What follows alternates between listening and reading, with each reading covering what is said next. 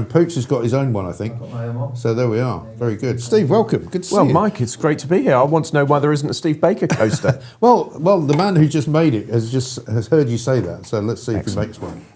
You can probably do it for the next time you come in. Thank you very much for having me back. Not at all. Very nice to see you. Strange times we live in. I've been talking all morning about Andy Burnham. I suppose we should go back and talk about Keir Starmer briefly before we move on. I mean, I can't say I feel sorry for him. I didn't feel sorry for him yesterday. He couldn't do the job, could he, at the end of the day? Well, he doesn't deserve much sympathy, that's for sure. Thanks very much. But I did feel a bit sorry for him on a human level, standing there in front of the nation. Well, it can't be easy, for being but then whenever you think about that, or whenever I think about that, I think about all the other people that he sort of persecuted and didn't feel sorry for. Well, indeed. And there's a lot of them. Well, indeed. Yeah, that is absolutely true. He doesn't deserve a lot of sympathy. Politics is a rough business, and I'm afraid when you take hard decisions in difficult circumstances, you're going to hurt somebody. So I suppose the experience of having been a politician allows me to empathise a bit, but I'm glad am I glad he's gone?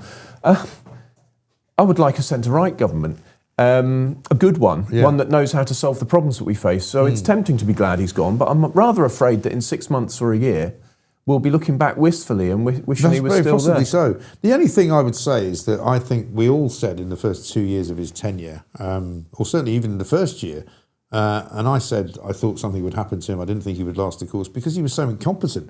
Because I knew, like you, that I wasn't going to agree with much of what Labour wanted to do.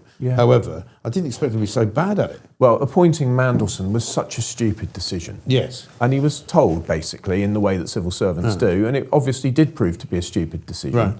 Between that and his mishandling of a couple of votes to cut spending on the winter fuel payments, and also the welfare. But everything was a mistake. I mean, he tried to make the best of a list of things like he always used to do yesterday, to say I did this and I did that, I made the economy grow. No, you didn't. No. We've stopped austerity. Well, you haven't actually. Well, also on the EU, the public are not stupid. Yeah. And when it doesn't matter if you call it what do they call it, a reset. Or getting closer. Yeah. But the public are not fools. When you subordinate the UK to somebody else's law without a say, these days the public will see straight through that. Yes. And there's no necessity to do it. There is all these people that complain about Brexit and say it didn't work and it wasn't the right thing to have done. It's much more difficult now to get to Europe. It's much more difficult to go and live in Europe. Well, all of those things are not necessarily true, one, but also two, are the way they are because of the way Europe has responded, not because of what we've done. Well, indeed, yes. There's a lot of ideology on the other side of the channel. Yeah. So, for example, things like shellfish exports, that'd be an area where people have been hit hard. But there's nothing changed about our shellfish after we left the EU. Right. If they'd chosen to mutually recognise our standards, knowing that they were initially just the same, if they'd chosen to mutually recognise our standards, we could have had no problems. And that is a bureaucratic choice. And people moan about, I had somebody on yesterday moaning about she used to go into Spain because her parents live in Spain and now she can't because of the EU rules on 99 days or whatever it is. And I'm like, but that's their rule. That's the Spanish have made that rule. They didn't have to make that rule. The same with the French. I think we wanted to end the free movement of people so that we could actually control migration. So I'm slightly conscious we can't have it both ways. Yeah. So I think it's kind of fair enough to have a time limit. I must admit I would have sort of preferred that we'd gone for 180 to get days so that it was a long but temporary stay. Yeah. On terms of the border and using e-gates and so on, that's just a straight-up choice in nations. I've just got back from Greece, and Greece like having tourists, so Greece looks after you when you go through the border. Yeah. And that is I went to Cyprus just a choice. Last month, or beginning of this month, actually, and I don't think I've ever gone through quicker. Some of these things are just straight-up choices. And if people want to be friends, if they want to be close cooperating partners, they can just do the sensible thing. But the trick here to me is humility plus resolve. And people, there's good literature that shows that is a transformational way to lead. Absolute resolve on our own interests. We want to be out of the European Union, not subject to their laws, non-negotiable. Yeah. But have the humility to say, but we're going to look after EU citizens in the UK. Right. They're welcome to stay. We will give them their rights to remain. Mm-hmm. So this combination of resolve on what we really want to achieve, but the humility to treat people right and respect their legitimate interests. If both sides had behaved like that throughout, maybe we could have done a lot better. But of course, the awful truth for the EU is there's plenty of Euroscepticism within the other EU nations, and that's what they're trying to contain. Yes. But stamping on it won't work. And they've never been good at sort of compromise, have they? They've only ever known how to stamp on things. They don't know how to kind of go, well, why don't we just have a friendly conversation about how this could work best for both of us. It's arrogance, isn't it? It is. It's arrogance. It's them saying, no, you don't want to be part of our club anymore, so we're going to punish you. And that's what they've done. I don't want to annoy your listeners again, but I was quite pro-EU before I looked at the EU. Yeah. I mean, just for the reasons that people usually are, that the ease of travel and doing business and so forth. But when I actually looked at it closely and realised how it had behaved over the years, how it was behaving, then I became a Eurosceptic. Also, the expansionism of the EU was something which has caused quite a few problems, I would say, historically. Oh, absolutely. Across the region. I mean, when you look at even what happened when I was still a newspaper man, I was in Bosnia during the war. You know, that was an EU problem that they didn't solve. You know, and I'm not blaming them for all of it, but the EU recognised Croatia before the UN did, and then suddenly Serbia went, hang on a minute. Why have you given them country status before we have? Because they've got all the money. Yeah, There was a lot of problems there. Yeah. And the same goes for Ukraine. And I know that this is a Nigel Farage line, which people have said is rubbish. But, you know, the expansionism of Angela Merkel into Ukraine and the questions that she was asking of Ukraine saying, do you want to join the EU? You know, that wasn't a great thing to do in front of Russia. Yes, well, so there's, on this point, I think two things can be true at once. Yeah. There's absolutely no excuse for Putin's aggression. That's, and I know you think that. Yeah, I know it's not, but I've got to say it because I know what my opponents are like. Yeah. So there's absolutely no excuse for Putin's aggression. We agree on that, and hopefully your listeners absolutely do as well. But also, when you threaten somebody's interests, you get a response, don't you? And what does the world look like from Russia's point of view? So absolutely no excuse for Putin. It's a monstrous thing that he's doing. But equally, we should be a little bit more careful about what we do overseas. I mean, I'm afraid Iran, I'm not pleased with how that's worked out. That seems to have been a very expensive adventure to take us back to where we were broadly when Obama was president of the USA. So overseas adventurism generally, I'm very cautious of. And Andy Burnham, to go back to his points of view, does not appear to be much of a thinker when it comes to international affairs at all. I'm not sure. He's more or less giving out the idea that he's going to be this kind of local prime minister because that's his Manchesterism thing coming through. And from listening to quite a lot of people who know him over the last couple of days, they're saying that he doesn't necessarily wish to become like Keir Starmer, this kind of, international statesman figure. He would rather stay at home and send the foreign secretary out to do all that kind of stuff. Well, do you know, he won't be able to do, really, will he? Well, I mean, he won't be able to do that. I mean, in the system that we have, the Prime Minister has to do everything all the time, which is exhausting. Right. I must admit, though, I've often thought that there is a case for having great people in the Cabinet and then getting them to do their job. Yes. I think that's a very, very interesting theory. It hasn't always worked. It has not. There's a shortage of great people. Well, I was thinking this yesterday when people were saying, oh, maybe Wes Streeting's now done a deal and he's going to be the Chancellor. You know, best one in the world said Wes Streeting. I don't know what qualification he's got for that. Do you know, that absolutely occurred to me. I know Wes, and you know what, on a personal level I quite like him, but I don't think that Wes has any particular qualification to be the Chancellor of the Exchequer. I'm not sure that he has any particular qualification to be the Foreign Secretary, but I suspect he'll have got one of those two jobs. Yes, but I mean, you can, in a way, you can see Foreign Secretary if you've got a little bit of, charm, a little bit of wit, he's got that, a little bit of nous about you. Yeah. But Chancellor is a bit different. Yeah, you ought to understand economics. Yeah. And you ought to have some idea of the principles of taxation. Yeah. And it'd be nice if they thought taxes were too high. Not that Rachel Reeves had any of those things. No. Well, disastrous. But the bond markets will worry about any change of Chancellor. Yeah. And that matters because it feeds through to people's mortgage rates. And I was looking at the price of rentals in Wickham over the weekend. It's horrific. We need more houses built. We need more people willing to rent houses out. And that can all be affected by the Chancellor of the Exchequer. The decisions they take on taxation and against landlords and so on really matter in ordinary people's lives. Well, I was hearing, I think it was Richard Syson was saying he thinks Miliband's going to get housing. They don't think they're going to give him the Chancellor of the Exchequer because they just don't want to go down that net zero route as much as they have been. Well, if they want to row back on net zero, they have to get Miliband out of that position. Yeah. And how do you safely get him out? You either have to completely sack him and leave him in a place where he's Starmer offered him something else before and he refused it, didn't he? Well, that's it. So he is a zealot for it. Yeah, well, it will be very interesting to see what Ed Miliband gets. I mean, unfortunately, he's quite a big figure in the Labour Party. They love him, don't they? Yeah, well, so just demoting him and leaving him on the back benches probably isn't something Andy Burnham can get away with. So the trick is probably to give Ed Miliband a job that's good enough that he'll cling on to it, but where he can't do too much harm. So maybe Miliband gets Foreign Secretary and he can go off and travel the world. Yeah. But he already does that, doesn't he? I mean, he spends a lot of time on planes, considering he wants to save the planet. Well, yeah, of course it does. Do you know what? He's just taking net zero in its own terms. If you look at Chinese emissions, there goes my microphone. Yeah. You look at Chinese emissions, the Chinese increase every year is more than our total now. Yeah. I've been back and checked the figures a few times. Sure People can go to our world in data and they can check the figures themselves.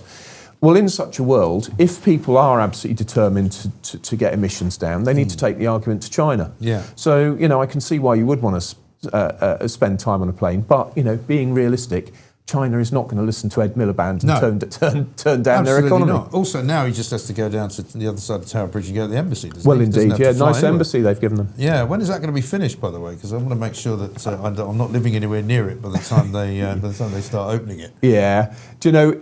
The truth is they're spying on us. Yeah. They're spying on us all the time. Yeah. A lot of stuff is done electronically now. We're all carrying our mobile phones around. Mobile phones can be hacked. All these Chinese cars, I don't want to sound like a conspiracy theorist, but, the Department of Defence came out and said that they would not allow a Chinese electric car to be parked anywhere near their buildings. Which I think is a pretty good idea of the signal that they're not safe to be driven around. Open sources tell us that the Chinese are using AI and absolutely filling it with all of the data that they've sucked up for years from everywhere.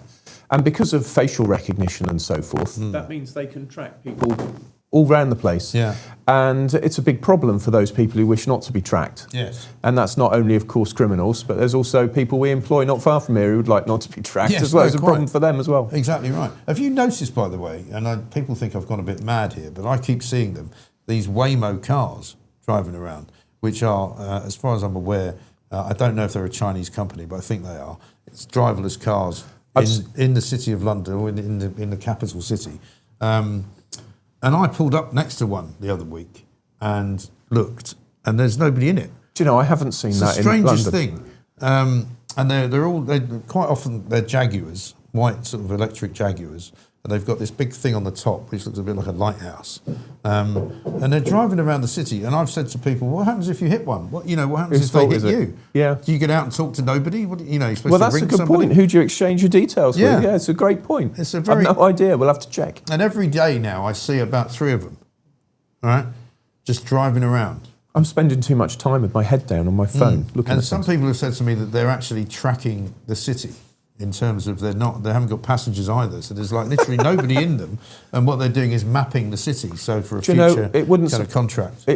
Well, the city's well mapped already, but it wouldn't surprise me if they were just driving around collecting information on who's where. Yeah. But some of it seems to me entirely pointless. People want to know what I think, for example, they only need to ask me or check what I've said. I don't have a lot of secret opinions. No. I tend to tell people when they ask me the question. I mean, it's like that new thing now, isn't it? Like they've been doing all for the last 48 hours, tracking back through everybody's Twitter account to see what they said about having an election. Yeah. And inevitably, everybody who's not in power wants to have an election. Isn't it always the same? The government always says no, and the opposition always say not only that they want one, but they're ready. I'm saying that I think there will be one. What do you think? Well, they're ruling it out. I thought they hadn't ruled it out. I think I read in the Telegraph this morning that Burnham's team are saying they're ruling it out, but... Well, when he was asked about it, he said that's a bit of a leap or something like that. It was a sort of non-denial answer. But if you look at the polls, there was one this morning that says Reform no longer forecast to be the largest party. It could be Labour. Well, maybe if you're Burnham and you look at the polling, you think now's your best moment. So it's conceivable. That's what I think. Yeah. Because the economy's going to get worse, right? And the crime is probably going to get worse. There'll probably be some horrendous event that will happen, which can affect governments. Look at the popularity of prime ministers. It always only gets worse for them. Yeah. Thatcher being an exception, I suppose. But in the end, they got her as well. I mean, I always say that football managers, newspaper editors, and prime ministers. Yeah. As soon as you get the job, you're looking over your shoulder. Husbands, yeah. You're looking over your shoulders to when they're coming for you. He might go for it. Honestly, I hope he doesn't. And I'll tell you why. I honestly don't quite think that Reform are quite ready.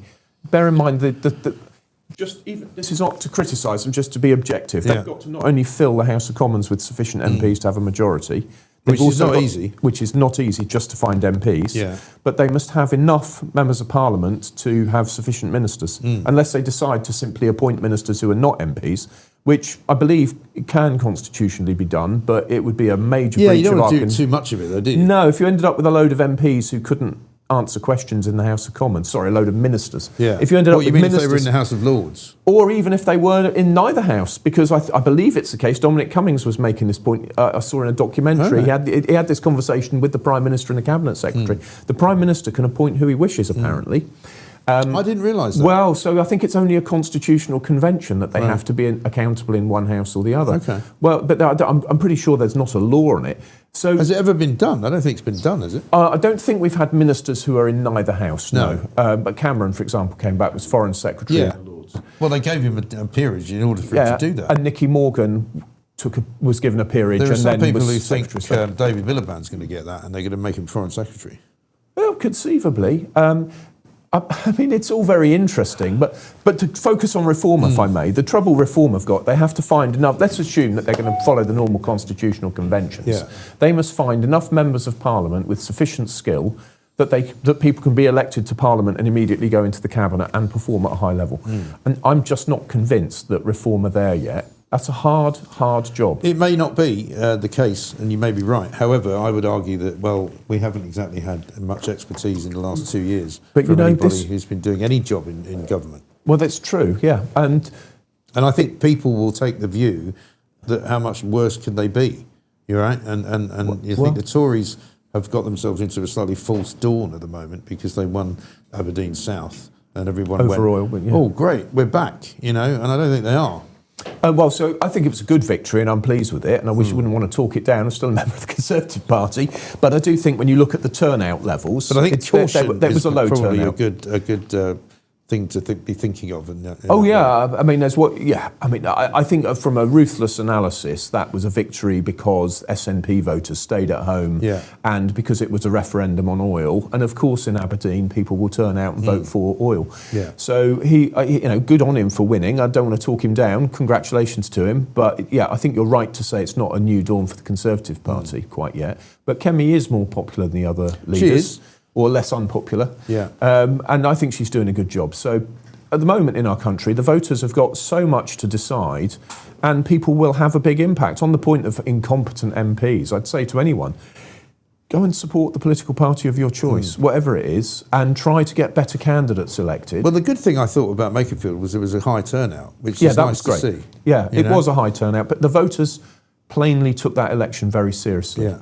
And you may or may not like how they voted, but they turned out in normal general election numbers, and things like the tactical voting. People clearly, it seems to me, Lib Dem and Green voters clearly thought they didn't want reform. They went Labour. Well, obviously, Reform would prefer they hadn't done that, but it does show that people took seriously the choice that they were making, that they wanted rid of Starmer, because there was no mistake over it, was there? People knew if they sent Burnham, that Burnham would be Prime Minister fairly swiftly. Yeah. And so they took a really positive decision to alter the life of our country. And I think I would encourage people listening to know this does happen in our country. Your vote does really count. They do all add up, and sometimes it's decisive in the life of the nation. And what about this Unite the Right movement? A lot of people are coming up with reasons not to do it, and so far the party leaders don't seem to want to do it. However, there are people out there in the general kind of, shall we say, right of centre movement who would like to see it. Well, this is so you have to ask yourself in politics, what would I like to achieve and what price am I willing to pay to get there, because I will have to compromise. Yeah. If you think you can get everything you want with no compromises, you'll be disappointed. Yeah. And people don't like that, but I'm afraid it is true. Yeah. So once you accept you'll need to compromise a bit, then you have to have a series of difficult thoughts, like, am I willing to be in a party that doesn't always do the things I like? Once I'm in that party, am I going to bite my tongue when it does the things I don't like, because it's going to do some things I do? So you end up with all political parties are coalitions, unless they're very small, in which case, like Restore, people are probably all united behind Rupert Lowe, but it's not very likely that he'll be Prime Minister. So if you, thank goodness, if what people want is to have a sensible centre-right government, we do need to find some way to give all those voters an opportunity to come together as a voting coalition of the centre-right and vote for a coherent, sensible centre-right party that can be quite radical, but do it in a civilised and acceptable way. And that's what we need to do. And it won't be achieved by voting Restore. Sorry, folks. Nigel might do it. It's a tough climb for him. But whether the party leaders can do it, so Kemi's ruled out a coalition, but of course there's one thing to rule out a coalition now, it's quite another to be on the other side of a general election. If Nigel leads the largest party and she has the capacity with the sufficient MPs to get him over the line, well, that's going to be a very, very hard conversation, and they'd have to have a really serious coalition agreement and with some red lines of what could and couldn't be done to support them. Yeah, and I think that may well be how it plays out. But, I mean, it wouldn't be the first time somebody had to go back on something they said they wouldn't do either, would it? Well, that's politics, I'm afraid. I've always tried to, people may not believe it, but I've always tried extremely hard to only speak the truth and to stay what I believe was true and then stand by it. I've had to compromise over Northern Ireland, and that was extremely hard. But I did say it was a hard compromise. I didn't pretend it was an easy one. But yeah, I'm afraid in politics, if you want to get elected, you do have to give the voters a bit of what they would like. And sometimes voters would like things that are impossible, like low taxes and high spending. Indeed. Steve Baker, great to see you. It's great to see you, very Mike. much. We've still got your hat over there somewhere. Oh, thank you so much. I see it now. That's really appreciated. And for it was behind me for a while. Somebody's moved it. I don't know why, but so we can put it back. Good to see you. Thank you very much. You too, great man. Coming up.